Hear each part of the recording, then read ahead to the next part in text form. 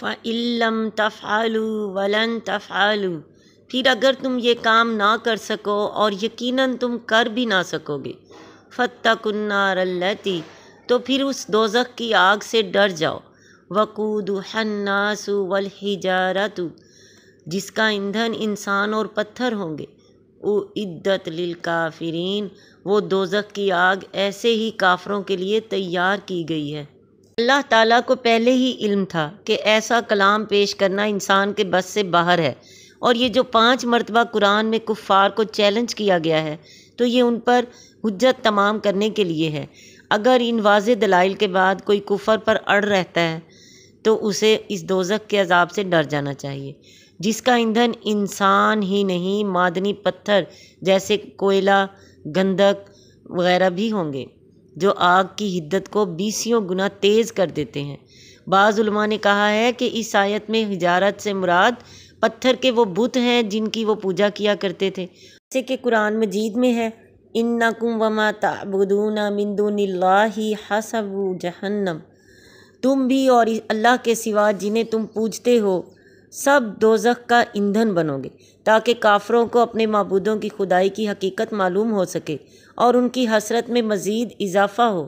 تقویٰ کے معنی اپنے اعمال کے انجام سے ڈر جانا ہے۔ اس کے مادہ میں 3 باتیں پائی جاتی ہیں: ڈرنا، بچنا، پرہیز کرنا۔ گویا تقویٰ کے معنی اپنے نفس کو ہر اس چیز سے بچانا ہے جس سے نقصان پہنچنے کا اندیشہ ہو۔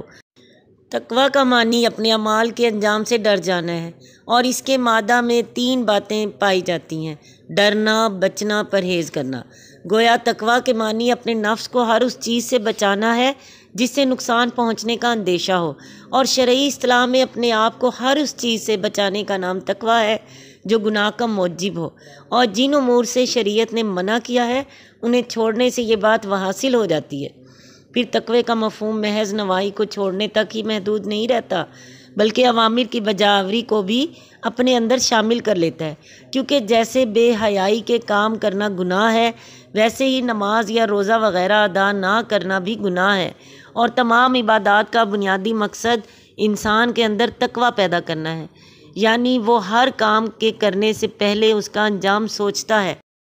اور اس انجام کو ملحوظ رکھ کر اسے اختیار کرتا یا چھوڑتا ہے، اور چونکہ انجام سے دوچار کرنے والا اللہ تعالیٰ ہے، لہٰذا تقویٰ کے مفہوم میں گناہوں کے انجام سے ڈرنے اور بچنے کے ساتھ ساتھ اللہ تعالیٰ سے ڈرنا اور ہر وقت اس بات کا خیال رکھنا از خود شامل ہو جاتا ہے۔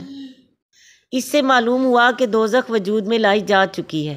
اور اسی طرح جنت بھی، اور یہی اہل سنت کا عقیدہ ہے، جبکہ بعض لوگ اس بات کے قائل ہیں کہ جنت اور دوزخ عالم آخرت میں جزا و سزائے اعمال کے وقت تیار کیے جائیں گے۔